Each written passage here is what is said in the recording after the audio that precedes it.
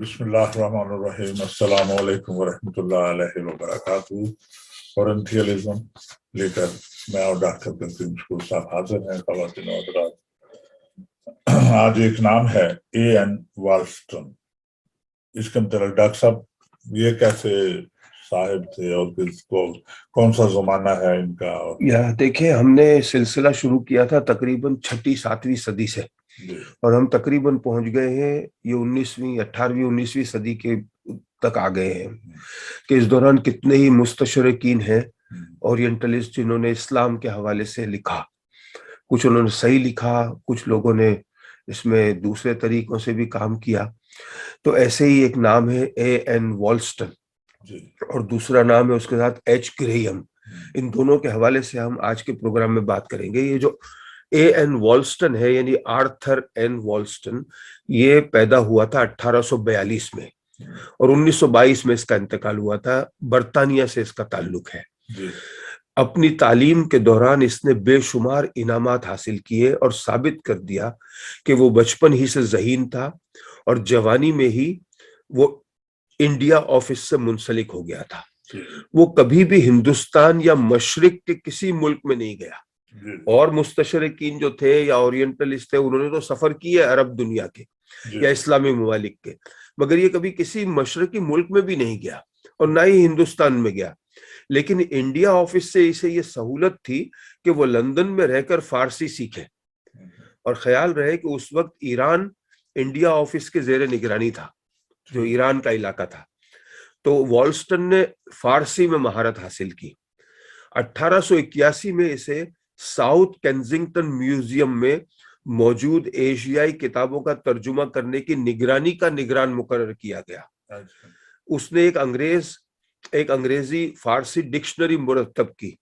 یہ اپنی نوعیت کی پہلی ڈکشنری تھی جو فارسی اور انگلش میں تھی۔ ہوائی حملے میں جب اس وقت یعنی وار چل رہی ہوگی تو یہ ڈکشنری جو ہے وہ تلف ہو گئی۔ اس نے مشرقی ممالک کے حوالے سے بہت سی کتابیں لکھی، وہ ڈکشنری اب ناپید ہے۔ والسٹن کی کتابوں کی تفصیل پھر ہم ریفرنسز میں ضرور دیں گے۔ والسٹن کی 2 کتابوں کا میں مطالعہ کر رہا ہوں آج کل، اور جیسا کہ آپ جانتے ہیں کہ یہ میری ابتدائی ہماری کوشش ہے اورینٹلزم اس یوٹیوب چینل کے ذریعے، تو اس میں تمام تفصیلات نہیں ہیں، صرف تعارف ہے۔ لیکن جب کبھی کتابوں کے حوالے سے ہم آئندہ زندگی رہی اور پروگرام کریں گے تو پھر ان کی کتابوں پر علیحدہ ایک الگ پروگرام ہوگا۔ والسٹن کی جو کتابیں میں ابھی پڑھ رہا ہوں اس میں ایک کتاب ہے قرآن کا مذہب اور دوسرا ہے اسلام کی تلوار۔ یہ 2 کتابیں اس نے لکھی ہیں، اور کچھ حصے میں آپ کو ان کے بتاتا ہوں کہ والسٹن کی جو کتاب ہے قرآن کا مذہب، یہ لندن سے اورینٹ پریس نے 1904 میں شائع کی تھی۔ والسٹن نے اس کتاب میں قرآن کے موضوعات پر بحث کی ہے، یعنی جنت، دوزخ وغیرہ، اور یا پیغمبر، روزہ، نماز، جن، فرشتہ، شیطان، ان حوالوں سے اس نے اس کتاب میں بحث کی ہے۔ اس کتاب میں اس نے صرف مثالیں منتخب کی ہیں۔ والسٹن نے اس کتاب میں لکھا ہے یہ کہ اس میں کوئی شبہ نہیں کہ قرآن در حقیقت عرب کے پیغمبر کا کام تھا، حالانکہ نعوذ باللہ اس امر کا تعین قیاس کے ذریعے کرنا چاہیے کہ کیا اور کسی حد تک دوسرے لوگوں نے اس منصوبے میں حصہ لیا۔ یعنی اس کا کہنا یہ کہ یہ الہامی کتاب نہیں ہے، لکھی گئی ہے۔ بہرحال ایک نیک اور پرہیزگار مسلمانوں کا موقف یہ ہے کہ قرآن الہامی کتاب ہے اور مختلف اوقات میں حضرت محمد مصطفیٰ صلی اللہ علیہ وسلم پر نازل ہوئی، بعض دفعہ مکہ میں، بعض دفعہ مدینہ میں، اور یہ عرصہ 23 سال پر محیط تھا۔ یہ اس نے اپنی کتاب کے شروع میں لکھا ہے۔ جن مسلمان ایک ایسی فرشتہ صورت مخلوق پر ایمان رکھتے ہیں، یعنی جنات، اور جو تمام گناہوں سے پاک ہے، نہ اسے کھانے پینے کی احتیاج ہے اور نہ ہی اسے شہوت محسوس ہوتی ہے اور اسے دیکھا نہیں جا سکتا۔ یہ بعض اوقات جانوروں کو بچاتے ہیں اور خاص حالات میں انسانی شکل اختیار کرتے ہیں۔ یہ اس کا فلسفہ ہے۔ والسٹن جن اور فرشتے میں فرق نہیں سمجھ پایا، یعنی اس نے جن اور فرشتے کو ایک ہی سمجھ لیا ہے۔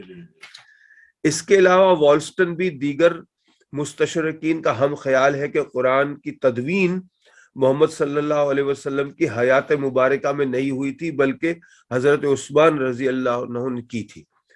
اس موضوع پر ہم پہلے تبصرے میں پرانی قسطوں میں بات چیت کر چکے ہیں۔ اس کے بعد نام آتا ہے ہیوبرٹ گریم کا۔ ہیوبرٹ گریم 1864 میں پیدا ہوا اور 1942 میں اس کا انتقال ہوا۔ یہ جرمن کا رہنے والا تھا۔ 1892 سے 1985 تک کے عرصے میں اس نے محمد صلی اللہ علیہ وسلم کے نام سے کتاب لکھی۔ اس کتاب کا حوالہ فوراً روس کے انسائکلوپیڈیا پر موجود تھا۔ وجہ صاف ظاہر ہے کیونکہ گریم نے اپنی کتاب میں لکھا، جس کا مختصر خلاصہ یہ ہوگا کہ محمد صلی اللہ علیہ وسلم نے کسی نئے مذہب کی بنیاد نہیں ڈالی تھی، بلکہ ہم اسے اشتراکیت کہہ سکتے ہیں۔ اسلام مذہبی عقیدے کے بجائے سماجی اور اسلامی جد و جہد کی صورت میں آیا، غریبوں کی مدد اور ان کے امیروں کے درمیان فرق کو مٹانے کے لیے آیا۔ اسی لیے محمد صلی اللہ علیہ وسلم نے غریبوں کے لیے ایک ٹیکس مقرر کیا، وہ جو ہماری زکوٰۃ ہے، اس کو اس نے ٹیکس کا نام دیا، جبکہ ٹیکس اور زکوٰۃ میں فرق ہے۔ جہاں تک آخرت کی باتوں کا تعلق ہے تو محمد صلی اللہ علیہ وسلم اس لیے کرتے تھے کہ لوگوں پر نفسیاتی دباؤ رہے، وہ گناہ نہ کریں اور ان کی دعوت کو پھیلنے کا موقع ملے۔ یعنی گریم کی چالاکی آپ دیکھیے، یہ جو جرمن کا مستشرق ہے، وہ یہ ظاہر کر رہا ہے کہ محمد صلی اللہ علیہ وسلم کو سدھارنے والے ایک اشتراکیت کے علم بردار ہیں، گویا یعنی پیغمبر نہیں مانتا، وہ دوسرے معنوں میں وہ اللہ کے رسول نہیں ہے، یہ اس کا کہنا ہے۔ پہلی جنگ عظیم کے بعد اس نے قرآن کا جزوی ترجمہ بھی کیا تھا۔ بہرحال اشتراکیت کی جو تھیوری گریم نے پیش کی، اسے کسی اور مستشرق نے قبول نہیں کیا، یہاں تک کہ بہت سے جو مستشرقین ہیں 90% انہوں نے اس تھیوری کو رد کر دیا۔ اس کے بعد سنوک ہرنگ جو ہے، وہ بھی ایک مستشرق ہے، اس نے گریم کی اشتراکیت کی تھیوری کو رد کر دیا اور یہ کہا کہ یہ بے بنیاد ہے۔ آرتھر جیفری کے مطابق گریم اپنی بے تکی تھیوری کے لیے مشہور ہے، جسے اس نے سیتانی کے ایک پتھر پر موسیٰ علیہ السلام کی لکھائی کے بارے میں کہا تھا۔ یعنی یہ اس قسم کی تھیوریاں دوسرے جو پیغمبر ہیں، جو رسول ہیں، ان کے بارے میں بھی کر چکا ہے۔ تو بعض اوقات ایسا ہوتا ہے کہ مسلمانوں میں سے کوئی ایسا نہیں نکلا جو ان کو رد کرے، انہی میں سے کوئی نکل آیا، یعنی پاسباں مل گئے کعبے کو صنم خانے سے۔